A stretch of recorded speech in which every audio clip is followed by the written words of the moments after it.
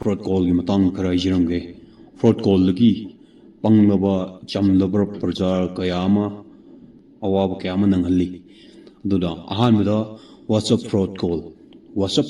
whatsapp ta unknown number amadagi video call lakani laiba call do hek paikhatpaga mamangda naked oina nupi mafamaga layamani by any chance somna video du ngaktung yengoraba adu screen recording chok tok sangrani aduga nangondo call laani aduga hairani nanga aiga video naminagi ba photo lay aduna ai nangna paisa su pidragadi ai nong sigi video si social media da thadoragani samaj da society da nangi mingchet thiwa do oiragani aduna paisa pi o haina damki torkani achina whatsapp fraud call ni aduna any whatsapp call ama lakpada unknown number oitardi taklong paikhat pidaba paikhat patar ju screen do han khumjillaga paikhat piba kanano karino khanga paikhat pena khwaige na fai thangda custom fraud call da kaido ge habada somgi pamjabam loina khangani somgi mingda Delhi do oigera Mumbai do oigera Chennai do oigera sida somgi mingda parcel am leire sigi parcel sida kuchu khulai paisa sui thengnare ado somna di haidani adugumba ai kayumbu togidena ado tawdri yaroi haidana nang somda laktabi yaro haina nangona pressurize torkani tawribu mayamje nangona apang masirni aduga somna khangdadana si tawre ai si kanbiyo aina mogi officer che connect tawge adu tawge hana hairapsu yawguni madugi matamda abna som pangoraba adoidi somdagi paisa yamna lawgini mathangda bank related fraud call lakani somgi credit card natraga bank ATM jida offer lae sije lawdaba yaroi lupa lising mapani tarani si adu phangdoini somna hana lupa lising manga je deposit tawbiro lising ani je ahum je deposit tawro aduga lupa lising mapani kanam je phangani sumaina tawroga mu harakpa mu yarkani aduda si tawrutardi somje adum moina OTP ge lawda bank account pura hangrani sitnan lawthokrani sina mathangda leiba fraud call jina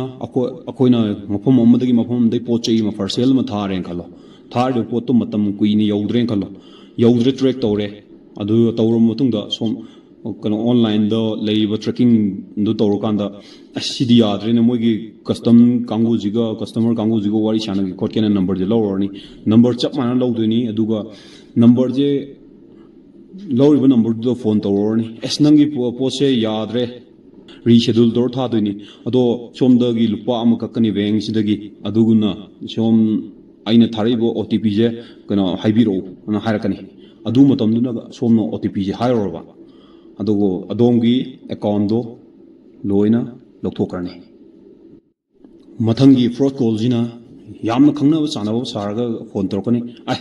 itaw adu ada songi mingde palla hairani aigi account do yagidre aingon imanamna paisa tharaka dawbani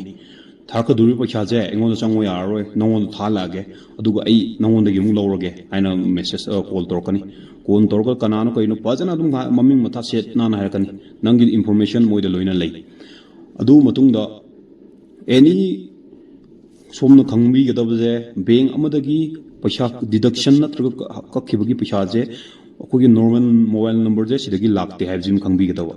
moina thak to je message chap mana saraga phone number modagi lakani songi account lupa lising kutra manga change kun nifu change yang kai change aina adugi change changa mane haina som khando oraba no itaw aini ka phe paisa do thar on haina mung thar lakani sigi matang da khangbi gadaba ma any mobile number dagi paisa kakhibagi na traga changapagi message se lakte haibjima mayam na khangbi gadaba mathangda leiro fraud call jina accident fraud call kamain tawge habda somgi information loina moida leigani somgi isha kyano inawpa kyano haibaje information moida loin leigani phone kudakta tawroga harakani somgi inawpi isha do lambida tadana leire accident tawbudagi accident tawre hospital adugi hospital do pukhatle paisa je changani aduna kudakta thabiro paisa je thak tardi operation hobu yaroi haina ngaktang do kok chaigani chai tanja do lupa lising yang khaini nifuni thar matung do paisa do konadre amkom thar o haina harakani sumai toroga paisa je yam laina lokthokpe accidental fraud call mi emotional and kainos sanaraga paisa je lokthokpa yai haina haijani aduna section biyo mathangi tawdur fraud sina yamna chatnaraba fraud ne sina call oina lawai social media da kaino photo link unauthorized link amata da changbiro no haina haijani chang any link am da changru matung da somgi mobile je hack tawgrani screen recording tawrni somna da password kari nami no kari tawri no haibje set na khangani aduna any akoina khangdaba kanano kari no khangdaba mina imanam no raju WhatsApp the link ama forward share tawre lupa handaki thagi Jio free oidoini kaino tawdoini free tawdoini sidi si application je paisa phangdoini haiba chugumba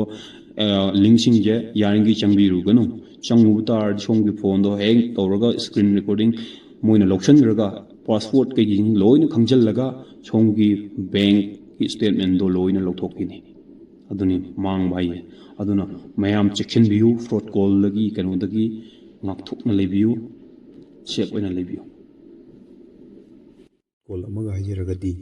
nangi location yamna thina chanare akoi si company gi tower yungdoini ado som yum ji kano da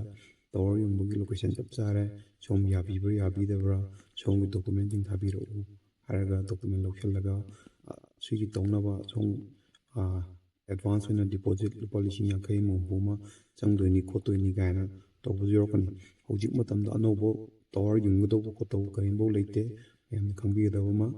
tower yungge kot kana laba do fraud call ne jima mayam kangin biro tawridaba thabuk kharaga hairagadi karigumba somgin mobile number du bank account pan card aadhar card link tawraba adoi tardi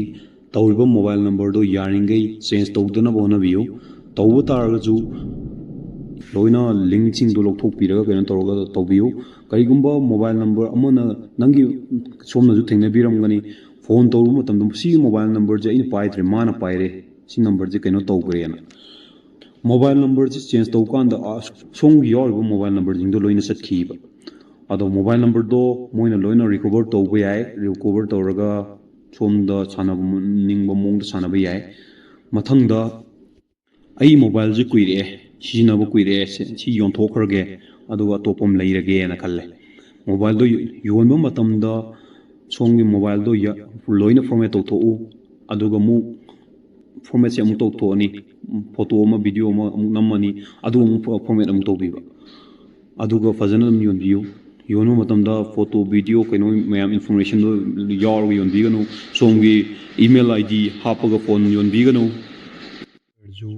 0 nova +91 nova number oitardi do Indian number ni aduga aduna taba top laktardi international number ni aduga visit tara tagena number ji yam aba doiti live call do international call ni do yenga bun pakat pina bona biyo aduga khangda boitardi pakat piro no ayeninge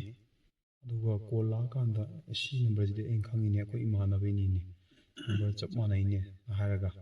paisa pugi code ka leitarju number do hallaga somna tawga confirmation namda tawbiyu mana tawite chumna tawi ba tawkri rider id hujikan number chap mana baje internet kon tawbi ai aduga khangju khangoi somna aduna hajinin badi check china dum lebiyu mayam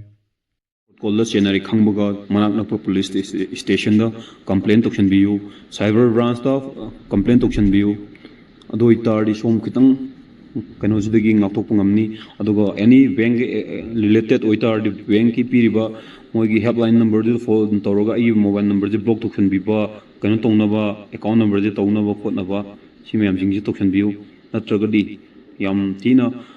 awa phomda tarak pasu yai haina hajiningi